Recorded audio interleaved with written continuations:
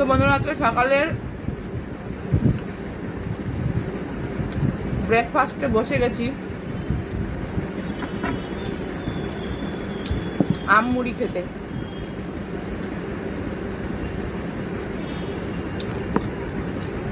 আম মুড়ি আমার দারুণ লাগে।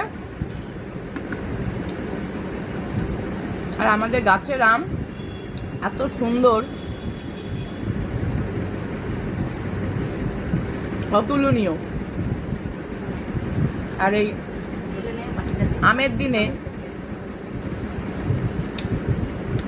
আম মুড়ি তো সকালে আমার দারুণ লাগে।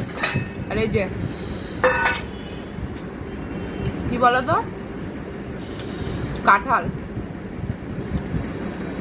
আজকে এই আমার সকালের ব্রেকফাস্ট। নাও।